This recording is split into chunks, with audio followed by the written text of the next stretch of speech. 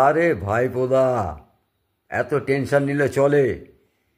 ED সবে চার্জশিটে অভিষেক বন্দ্যোপাধ্যায় বলে একজনের নাম দিয়েছে। ও কত অভিষেক বন্দ্যোপাধ্যায় আছে, সেটা কি আপনি নাকি? আপনার উকিলকে দিয়ে শুধু শুধু খামাখা আগে থেকে একটা প্রেস বিজ্ঞপ্তি করে কি নাচছে যাই করছেন, মানে ঠাকুর করে কে আমি কলা খাইনি। আপনার পক্ষে এটা শোভা পায় না। আপনি একজন সজ্জন ব্যক্তি, সততার প্রতীকের ভাইপো, আপনার এসব মানায় না। আপনি একজন শের বাঘ, মানে আপনি মানে সততার একদম মানে জন্ম দেন আপনি।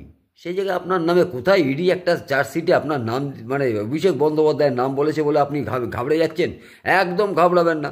ওইটাই যে আপনি অভিষেক বন্দ্যোপাধ্যায়, এটা প্রমাণ টমান হোক, তারপরে নয় দেখা যাবে যে আপনি কাগুজে বাঘ নাকি রিয়েল বাঘ। এত টেনশন করছেন সামান্য ব্যাপার নিয়ে।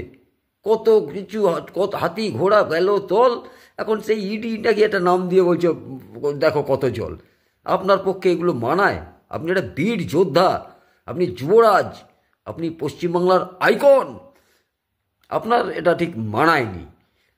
চিন্তা করবেন, একদম চিন্তা করবেন না, আপনি সব ঠিক হয়ে যাবে। একদম ঘাবড়াবেন না, যেমন চলছেন তেমন চলেন। আপনার পিসি আছে, আপনার রাজ্য সরকার আছে, আদালত আছে, অনেক কিছু আছে। একদম ঘাবড়াবেন না, ওটা আপনার নাম না, অন্য কারোর নাম। আপনি নিশ্চিন্ত থাকুন।